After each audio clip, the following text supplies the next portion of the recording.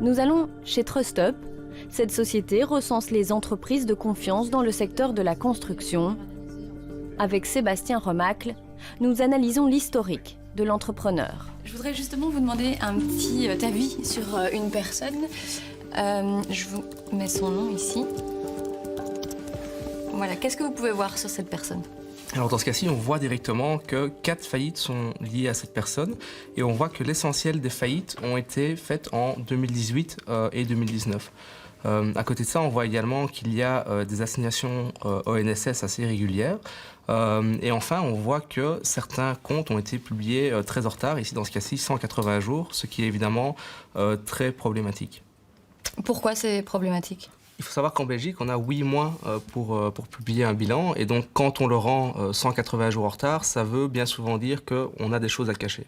Est-ce que, d'après ce que vous voyez, cet entrepreneur, vous lui feriez confiance ? Alors, pour la plateforme, non. Et pour mes travaux, encore moins.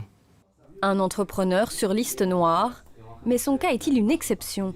Une faillite peut arriver à tout le monde. Il y a plein de raisons qui font qu'on peut avoir un client qui ne paye pas. On peut également avoir un mauvais comptable et faire des mauvais calculs par rapport à ça. Mais selon moi, le problème, c'est la multiplication des faillites. Il y en a qui en font vraiment un métier à part entière. Et c'est là peut-être que la législation est un petit peu trop souple, selon vous ? Selon moi, oui, parce que recommencer aujourd'hui une société après une faillite, c'est hyper simple. Tout le monde peut le faire avec toute une série d'astuces qui, encore une fois, sont très simples. Et là-dedans, il y a parfois des personnes un peu malveillantes qui profitent du système. Oui, il y a évidemment des personnes malveillantes qui vont en fait prendre des acomptes aux gens et faire des faillites à répétition et vivre en fait complètement de ça. Est-ce que vous en voyez beaucoup dans vos demandes ?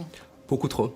On en voit très régulièrement, oui, des sociétés où on voit des gérants derrière qui ont 10, 20, 30, jusqu'à 200 faillites.